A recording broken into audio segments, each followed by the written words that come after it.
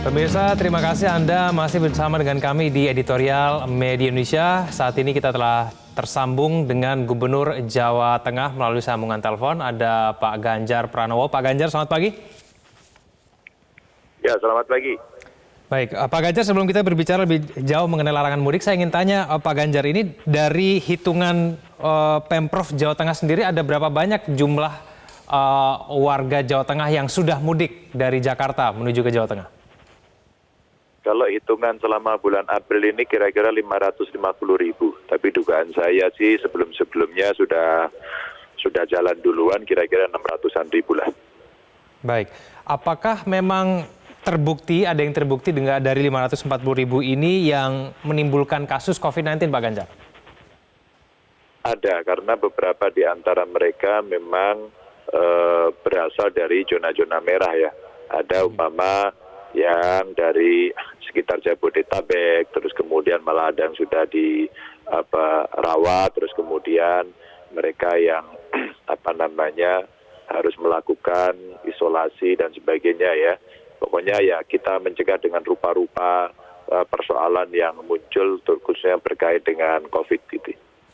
Baik, Pak Ganjar, dengan ada larangan yang tegas begitu dari pemerintah pusat, warga dilarang mudik, respon dari pemerintah Provinsi Jawa Tengah seperti apa kemudian? Ya pasti ini sangat membantu kita yang ada di daerah, karena sebenarnya by teori tidak terlalu rumit. Kalau kemudian daerah wabah itu bisa dipartisi, kemudian dibatasi orang untuk bisa keluar masuk ya. Yang keluar enggak, yang masuk pun enggak, maka sebenarnya cara ini cukup bisa membantu daerah lain untuk tidak tertular. Kenapa saya katakan ini?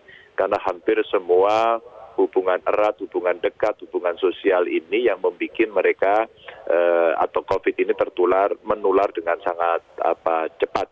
Sehingga keputusan ini menurut saya sangat membantu, tinggal mesti dipikirkan, dihitung betul, dicatat betul, dan dibantu mereka-mereka yang sudah mau berkorban untuk tidak pulang. Ini mesti diopeni agar mereka kemudian menjadi tenang hidupnya, khususnya yang mengalami di antara tanda petik korban atau dampak dari COVID-19, khususnya yang level paling bawah lah. Mereka buruh harian, kena PHK, dirumahkan.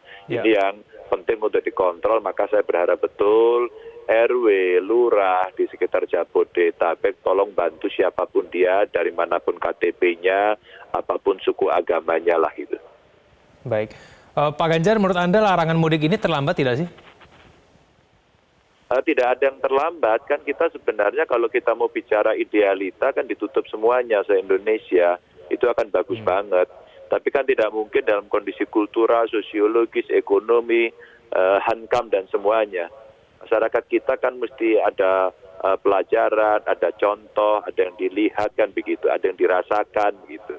Jadi saya kira ketika Presiden mengambil keputusan tidak langsung, kritik kepada beliau, kepada pemerintah juga luar biasa. Kenapa tidak cepat, kenapa ini? Ya sekarang kita belajar kan Mas, dari PSBB yang terjadi kan juga tidak semudah yang dibayangkan toh.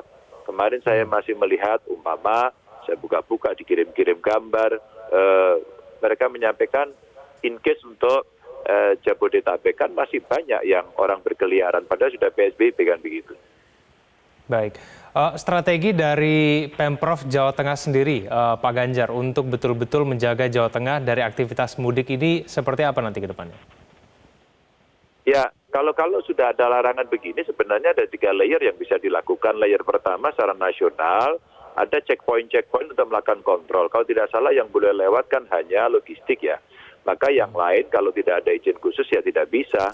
Maka kontrol dari aparat penegak hukum sekarang menjadi lebih kuat dengan pernyataan Presiden ini.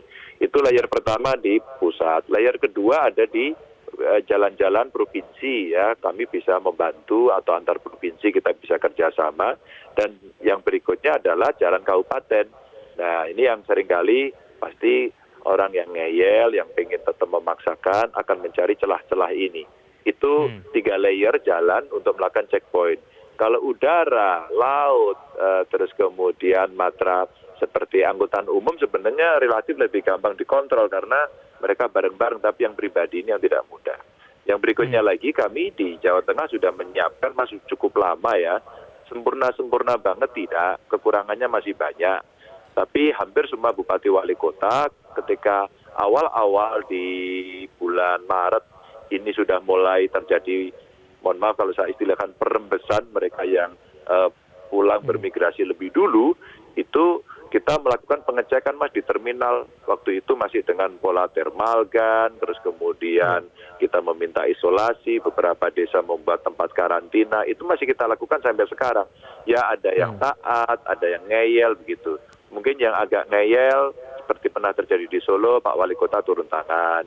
Sragen dimasukin ke rumah khusus begitu sampai katanya itu rumahnya rumah hantu. Atau yang punya kesadaran bagus seperti di Kabupaten Batang, mereka mengisolasi diri rame-rame disediakan oleh pemerintah desa.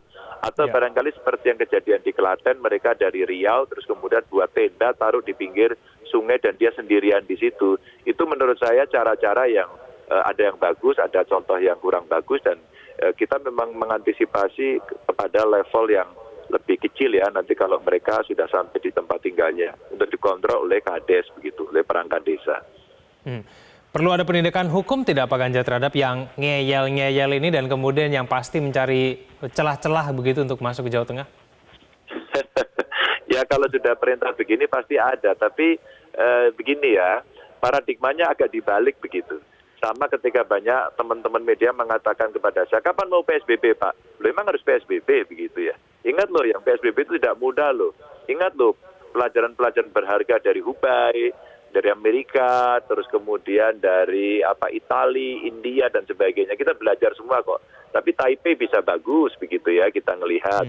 Terus kemudian Korea, kita juga bisa belajar dari sana. Nah sekarang paradigmanya tidak soal penegakannya, kan diarahkannya harus PSBB seolah-olah, harus sekarang dihukum. Yuk dibalik paradigmanya adalah gini, Bapak Ibu ini sudah dilarang ya, yuk Bapak Ibu kenapa tidak pulang sih? Mari kita pahami bersama dengan literasi yang baik. Kalau Bapak Ibu pulang dari zona merah ini sudah ada contohnya. Contohnya apa? Contohnya beberapa akhirnya masuk rumah sakit dan positif. Kami hari ini Mas, masih mencari dan kami meminta mereka yang dulu ikut di Istimewa Ulama di Goa, tolong dong mendaftarkan melaporkan begitu. Karena sekarang di hampir kabupaten kota semua kena Mas, kena semua. Jadi ini sebagian besar, waduh ini kalau kemudian tidak ada kerjasamanya kan bahaya. Apalagi sekarang orang tanpa gejala kan. Jadi paradigmanya dibalik. Yang tidak pulang Anda adalah pahlawan-pahlawan yang hebat yang sudah berkorban ya.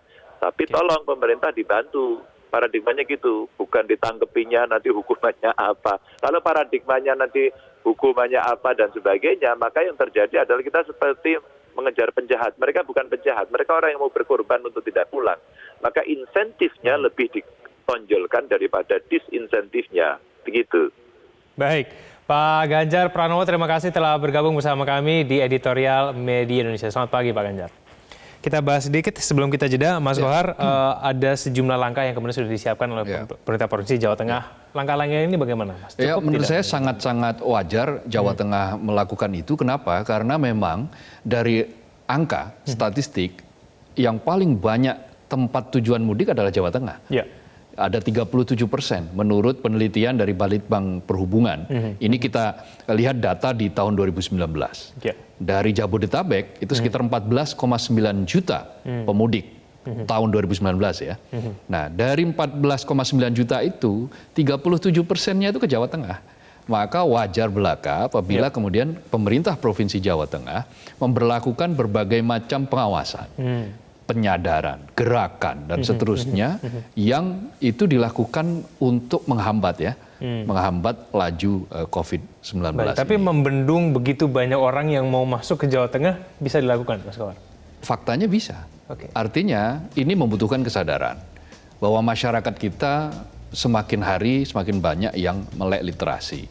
Karena itu mereka yang melek literasi ini, mereka ini yang harus betul-betul diberikan insentif agar menularkan hal yang sama kepada teman-temannya, sahabatnya, keluarganya, atau orang lain, tetangganya, dan seterusnya. Oke, baik. Mas Kohar, kita jeda dulu. Ya. Kita akan kembali usai jeda berikut ini. Jangan kemana-mana, tetap bersama kami di Editorial Media Indonesia.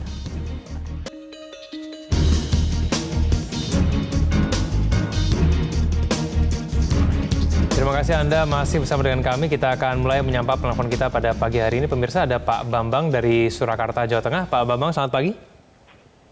Ya, selamat pagi Metro TV dan selamat pagi saudaraku bangsa Indonesia. Ya, silakan Pak Bambang.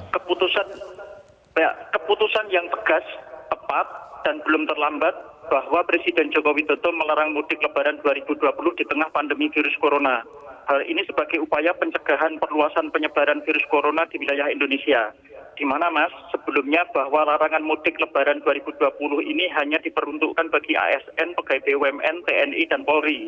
Dari survei Kementerian Perhubungan bahwa masih ada angka 24% atau perkiraan 4,6 juta jiwa yang berkeinginan mudik Lebaran, di mana mereka ini berada di wilayah zona merah penularan virus corona, yaitu di wilayah Jabodetabek yang saat ini diberlakukan PSBB. Langkah mudik berlaku 24 April dan sanksi berlaku mulai 7 Mei. Dan mensikapi hal tersebut, kami turut menghimbau kepada masyarakat untuk patuh terhadap larangan mudik tersebut, karena ini juga akan menghadapi sanksi pidana dan juga denda. Begitu pula terhadap Polri, agar bersikap tegas di dalam menegakkan peraturan tersebut. Kemudian begini, Mas, potensi kerawanan adalah pemudik yang nekat pakai kendaraan pribadi yang melalui jalur tikus atau jalur bukan jalan tol maupun jalan antar provinsi. Oleh karenanya, agar RT, RW, kelurahan, kecamatan yang sebagai jalur tikus tersebut untuk mewaspadai atau mengantisipasi dengan membuat portal di gang atau jalan, dan syukur-syukur ditulisi, pilih selamat atau mau nekat mudik. Ya, terima kasih. Baik, terima kasih Pak Bambang dari Surakarta. Kita beralih ke Pak Yunus dari Penjalin, Kaltara. Pak Yunus, selamat pagi. Selamat pagi, salam sejahtera untuk seluruh warga negara Republik Indonesia. Dari Long Penjalin, kami beri pendapat tidak ada kata terlambat untuk pelarangan pulang. Dikarenakan lebih baik kita mengedepankan pre-kemanusiaan atau saling tolong menolong. Di dalam masa Idul Fitri, mohon izin bagi warga masyarakat saya yang Muslim, demi keluarga, demi anak-anak kita, demi warga masyarakat kita, mohon patuhi, taati, dan hargai himbauan-himbauan terbaik dari pemerintah supaya tidak menyebar virus ini. Dan mudah-mudahan akan segera berlalu. Mari kita satukan hati, sepikir untuk serius melawan virus ini, dan semoga virus ini akan lenyap, musnah dari bumi NKRI tercinta. Ini kami dari Penjalin, juga dari tempat kami sudah banyak yang masuk. Nah, baik. Oleh sebab itu, saran supaya satukan hati, kebersamaan. Jangan ada yang suka meremehkan. Baik, terima kasih Pak Yunus dari Penjalin, Kaltara. Pemirsa, jangan kemana-mana, kami akan kembali usai jeda berikut ini.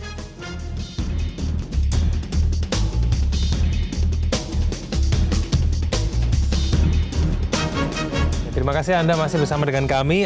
Mas Kohar, kalau kita cermati aturannya ini efektifnya 24 April, tapi sanksi tegas baru diterapkan 7 Mei. Ini terlalu lama nggak sih, Mas Kohar? Ini akan memberikan ruang, memang memberikan ruang bagi pihak-pihak yang tadi itu nekat itu untuk tetap melakukan perjalanan. Tetapi begini, kan ada katup lainnya. Katup pengaman lainnya itu adalah PSBB. Nah, dengan PSBB itu kan ada beberapa wilayah, pasal-pasal ya, poin-poin yang bisa digunakan untuk memberikan larangan perjalanan, meskipun belum serigid aturan yang akan diberlakukan ketika nanti larangan mudik itu betul-betul diterapkan. Nah, karena itu ruang-ruang celah ini bisa ditutup untuk memberikan pengertian kepada masyarakat bahwa sebetulnya mengapa mudik itu dilarang, karena dia potensial untuk membawa penularan. Mungkin yang mudik sehat kelihatannya, tetapi mereka diam-diam misalnya membawa virus. Kan sekarang kan virus tidak dalam posisi orang selalu harus batuk, pilek, tergantung imunitas masing-masing orang kan. tanpa gejala gitu. Nah, orang tanpa gejala dia mudik di kampung, orang yang lebih tua berisiko, ada yang mungkin sakit, yang tadinya sehat-sehat, tetapi begitu dia harus terus-menerus bertemu, berinteraksi dengan pemudik ini, maka dia akan menjadi tertular. Nah, hal-hal semacam ini kan harus disosialisasikan memang. Meskipun sebetulnya sudah setiap hari, karena itu bagi pihak-pihak yang biasa nih, bandel, nekat dan seterusnya ini, mulai sekarang cobalah berpikir ulang untuk lebih menyelamatkan orang lain. Jangan berpikir egois. Jangan berpikir untuk diri sendiri. Jangan menganggap bahwa apa yang kita alami saat ini itu adalah permainan. Bukan, sama sekali bukan permainan. Di Amerika Serikat kita saksikan mereka yang positif masih terus menyebar dalam rentang ribuan dalam waktu 24 jam. Mereka yang terpapar. Nah, di belahan yang lain juga masih terjadi seperti itu. Betul bahwa di kita sekarang angka kesembuhan sudah mulai meningkat. Tetapi pertambahan kasus juga masih relatif banyak. Lebih 300, 200. Nah, artinya apa? Wabah ini belum sepenuhnya dikendalikan. Kita jangan gembira dulu melihat kabar bahwa yang sembuh sekarang lebih banyak daripada mereka yang meninggal. Tetapi yang paling penting adalah bagaimana ini supaya cepat selesai. Supaya kita tetap kita berpahit-pahit dulu deh sekarang. Lalu kemudian recovery di kemudian hari. Sekali lagi, data dari Kementerian Perhubungan, Balitbang, pemudik di 2019 itu ada 23 juta total ya. Total 23 juta. 14,9 juta diantaranya itu berasal dari Jabodetabek, wilayah yang sekarang disebut sebagai bagian dari zona merah, epicentrum bagi wabah. Nah, kalau ini tidak segera dibatasi, akan berapa banyak mobilitas orang itu? 23 juta loh, itu bukan angka yang kecil. Nah, sementara mereka yang sudah mudik, kan 7%. 7% dari 23 juta, artinya asumsikanlah 1,5 jutaan orang. Artinya masih banyak sekali orang yang kalau tidak ada larangan ini, dia berpotensi untuk melakukan perjalanan. Kalau orang-orang yang terpaksa mudik, Mas, ini lebih lagi karena urusan perut. Mungkin karena di Jakarta sudah tidak ada penghasilan, mau nggak mau mereka harus mudik. Ya, gitu, pulang kampung lah itu namanya. Pulang kampung dalam rangka untuk apa namanya menghindari kepedihan yang lebih lanjut. Nah, itulah yang kemudian kemarin tadi dalam Live by Phone kan diusulkan oleh Gubernur Ganjar Pranowo, Gubernur Jawa Tengah, agar mereka ini diopeni itu dirawat, mereka diperhatikan. Nah, bantuan sosial kan sudah mulai. Nah, bantuan sosial ini harus digencarkan. Sekarang kan ada beberapa lembaga yang bukan hanya pemerintah yang juga melakukan bantuan. Ada beberapa lembaga LSM yang sudah melakukan bantuan, misalnya memberi beras bagi mereka-mereka yang tidak cukup memiliki uang untuk membeli beras. Nah, hal-hal semacam ini bisa digencarkan. Apalagi selama Ramadan kan. Bulan Ramadan kan bulan beramal. Nah, orang-orang yang berkecukupan, orang-orang yang memiliki harta yang lebih, nah ini kesempatan yang luas untuk tadi itu dalam rangka ngopeni, selain tentu saja pemerintah. Nah, provinsi jangan lupa, Egan, tiap-tiap provinsi itu kan punya yang namanya lembaga amil zakat, infak dan sodako.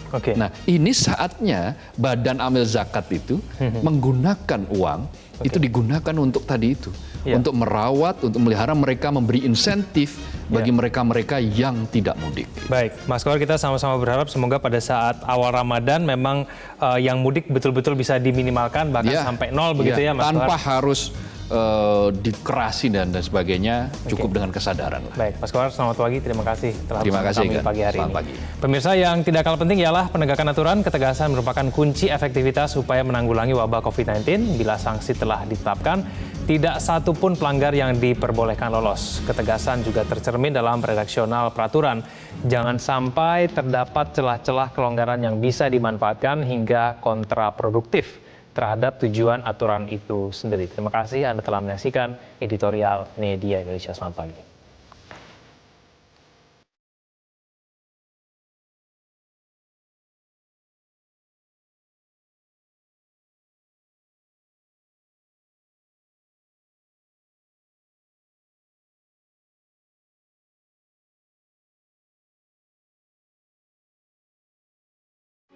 Metro TV, knowledge to elevate.